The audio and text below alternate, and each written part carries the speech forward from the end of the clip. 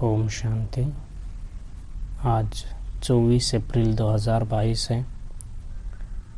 अव्यक्त बाप दादा की रिवाइज मुरली 31 मार्च 1990। तो आज की अव्यक्त मुरली में बाबा कहते हैं कि रहम दिल और बेहद की वैराग्य वृत्ति। तो बहुत ही सूक्ष्म बात बाबा आज बता रहे हैं कि हर एक के प्रति रहम दिल और बेहद की वैराग्य वृत्ति हो। जैसे बाबा का वैसी स्थिति थी,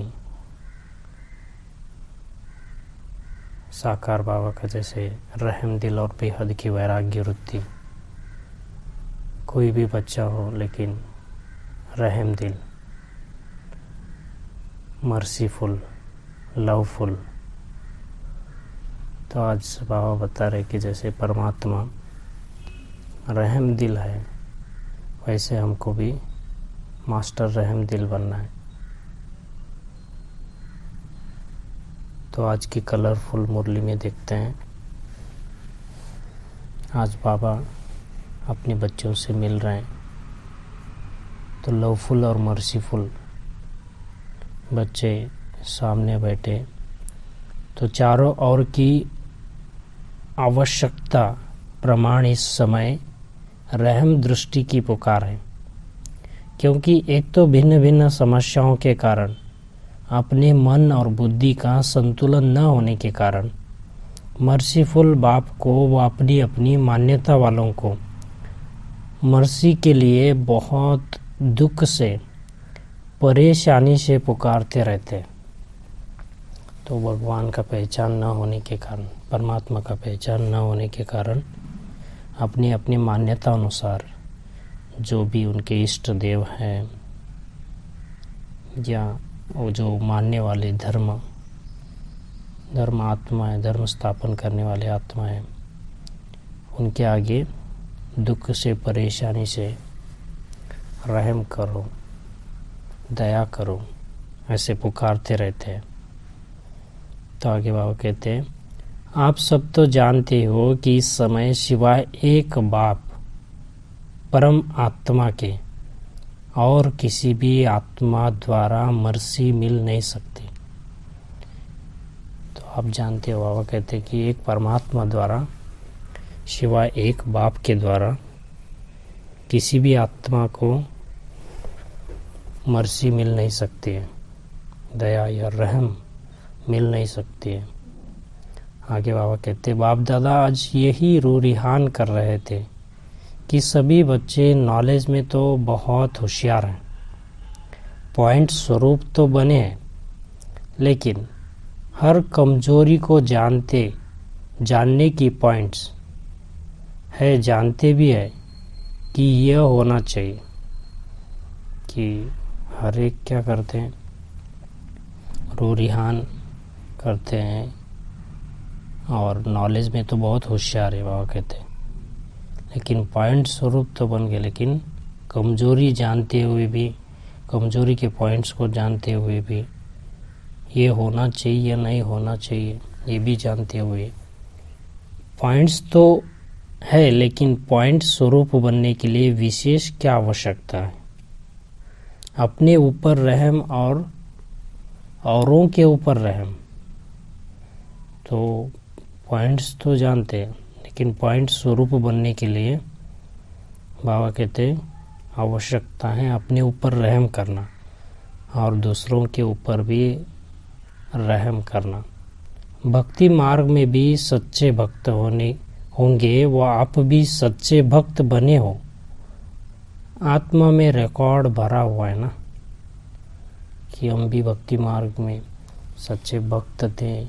बाबा कहते सच्चे भक्त जो होते हैं वो रहम दिल होते हैं, वो पाप कर्म करने से डरते।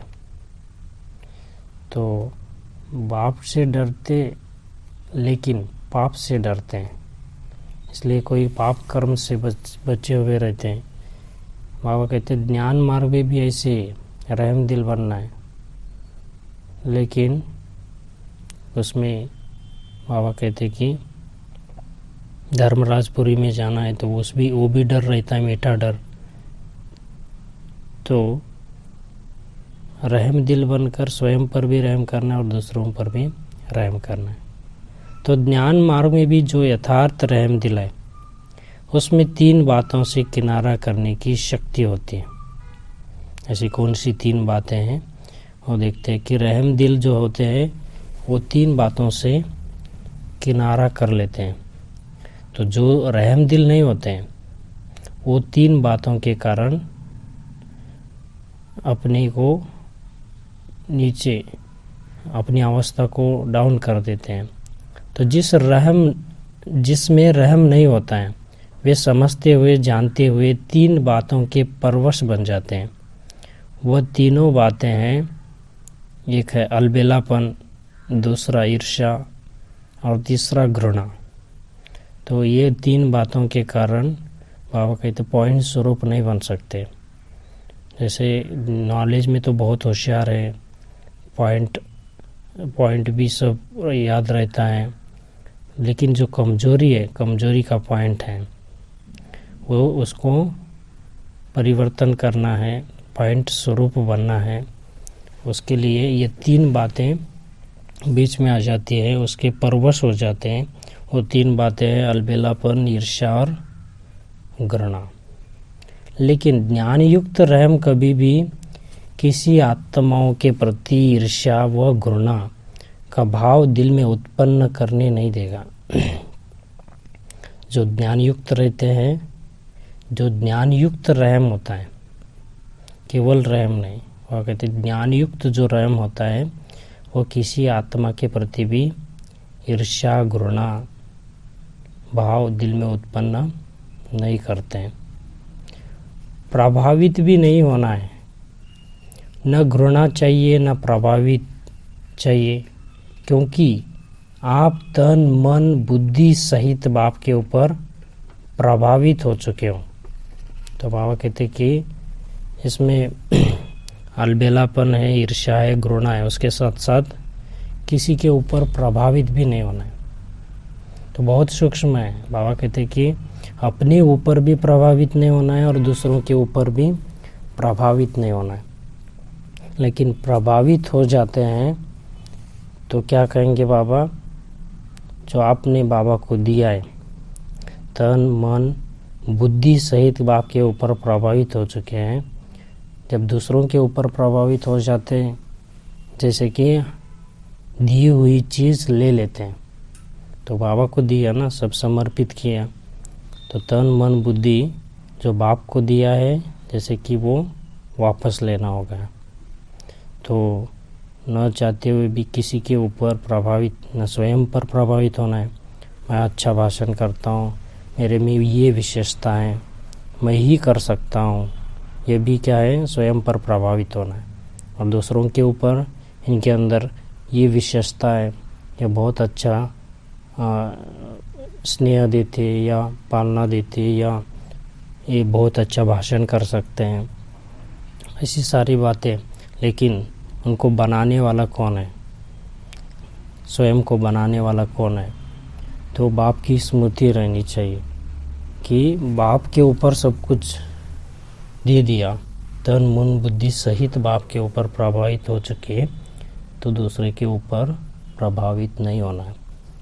तो 3-4 बातें आज बाबा बताते हैं कि अलबेलापन स्वयं प्रति, दूसरों को ईर्ष्या करना, घृणा करना तो दूसरों के प्रति, और चौथा था प्रभावित होना।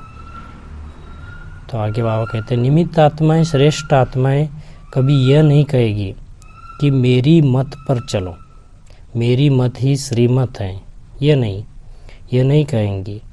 श्रीमत की फिर से स्मृति दिलाते, इसको कहते हैं यथार्थ सहयोग लेना और सहयोग देना। तो जो भी बाबा का श्रीमत मिलते हैं तो श्रीमत स्मृति दिलाते हैं निमित्त आत्माएं। ऐसे नहीं कि वो निमित्त आत्माएं आत्मा की श्रेष्ठ मत है, या निमित्त आत्माएं ऐसा नहीं कह सकती कि मेरी मत है, ये श्रीमत नहीं है, ये मेरी मत है। तो ये बाबा का जो मत है वो स्मृति दिलाना मना सहयोग लेना और सहयोग देना। इसलिए स्व उन्नति के लिए यथार्थ ज्ञानयुक्त रहमदिल बनना बहुत आवश्यक है। स्व उन्नति के लिए बाबा कहते हैं यथार्थ ज्ञानयुक्त रहमदिल बनना बहुत आवश्यक है। फिर यह ईर्ष्या घृणा समाप्त हो जाती है। तीव्र गति की कमी का मूल कारण यही है ईर्ष्या व घृणा या प्रभावित होना। तो 90% बाबा कहते हैं कि इसी में अटक जाते हैं, कोई की प्रति ईर्ष्या घृणा व प्रभावित होना। तो स्व उन्नति नहीं कर पाते, तो वो ज्ञान युक्त रहमदिल नहीं बन सकते, बेहद के वैराग्य वृत्ति धारण नहीं कर सकते। इसलिए बाबा अटेंशन खिंचवा रहे हैं कि कैसा हमको बाप समान रहम दिल बनना है। रहम दिल बनना है तो उसके साथ साथ बेहद का वैराग्य वृत्ति भी हो। लेकिन बाबा कहते कि ऐसा हद का ऊपर का वैराग्य वृत्ति नहीं, बेहद का वैराग्य वृत्ति। तो बहुत सारा पॉइंट बाबा ने क्लियर किया कि कैसे बेहद का वैराग्य वृत्ति धारण कर कर रहम दिल बनना है।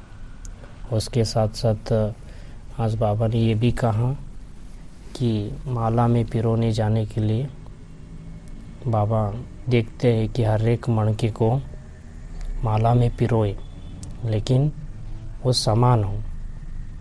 तो समान होने के लिए बाबा कहते हैं कि 3 सर्टिफिकेट लेना है, बाप पसंद, ब्राह्मण परिवार पसंद और अपने यथार्थ पुरुषार्थ पसंद। बाबा कहते 3 बातें चेक करो।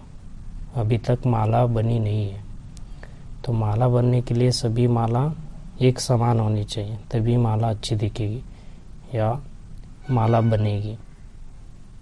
तो उसके लिए बाबा कहते कि 3 बातें चेक करना है, बाप पसंद, ब्राह्मण परिवार पसंद और अपने यथार्थ पुरुषार्थ पसंद। अच्छा, आज का वरदान है प्राप्तियों को इमर्ज कर सदा खुशी की अनुभूति करने वाले सहज योगी भव। प्राप्तियों को इमर्ज कर सदा खुशी की अनुभूति करने वाले सहज योगी भव। सहज योगी का आधार बाबा कहते कि स्नेह, और स्नेह का आधार है संबंध। जब संबंध से याद करते हैं तो सहज होता है याद करना, और संबंध से ही सर्व प्राप्तियाँ याद आती हैं। प्राप्ति होती तो मन बुद्धि वहाँ सहज ही चली जाती। तो आज स्लोगन है, जो सर्व प्रश्नों से पार रहता है वही प्रसन्न चित्त है। जो सर्व प्रश्नों से पार रहता है वही प्रसन्न चित्त है। अच्छा, ओम शांति।